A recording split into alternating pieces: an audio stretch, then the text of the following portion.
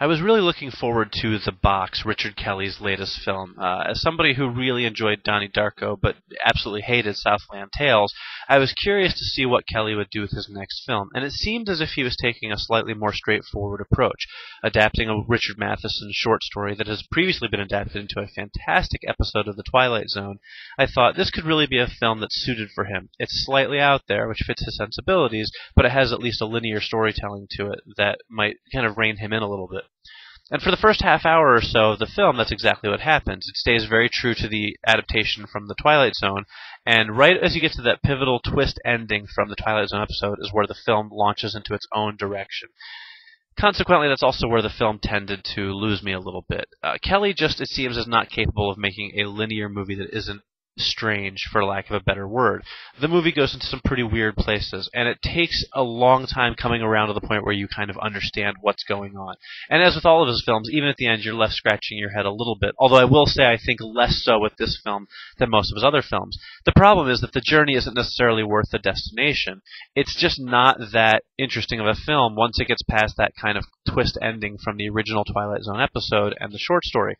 It goes kind of meanders, and things happen, and you sort of piece some stuff together, and there's a few interesting revelations, but there's a lot more questions raised. And by the time you get to the end, you kind of know where the story's gone, but you don't feel like you've gotten a really satisfactory ending.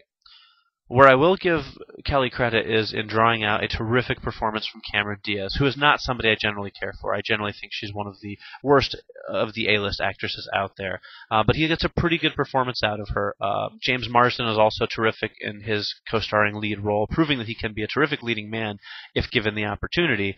And the film works a lot in that respect. The performances are good. The 70s setting that Kelly creates is extremely authentic. And it's just a shame that the film itself isn't more engaging. It's certainly interesting, and I can't say at any point I was not with it, and I watched it the whole way through and kind of was intrigued, but I can't say at any point that I really enjoyed the film. The Blu-ray of The Box looks pretty good. The film has a very distinct look to it. In fact, it kind of reminds me a little bit of David Fincher's Zodiac. The 70s setting is so present that it kind of seeps into the transfer.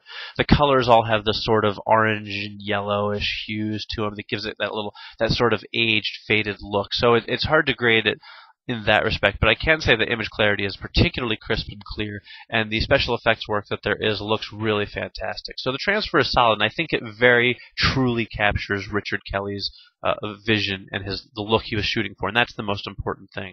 Likewise, the surround soundtrack doesn't have a lot to work with. This is a surprisingly quiet film, and for the most part, the soundtrack serves the film the way it should. Dialogue is extremely clean and clear and sounds very natural, and the surround channels really only kick in when they need to, which isn't that often. So overall, this is a Blu-ray where the audiovisual part of the disc really kind of lives up to the director's intent, and that's a good thing. Now, if you have Blu-ray capability, you're definitely going to want to pick up the Blu-ray version of the film over the DVD version of the film, because in terms of extras, the Blu-ray blows the DVD out of the water. Both of them include Richard Matheson in his own words. It's an interview with the writer of the original short story, and it's an interesting interview. It's not too long. It's about 10 minutes long.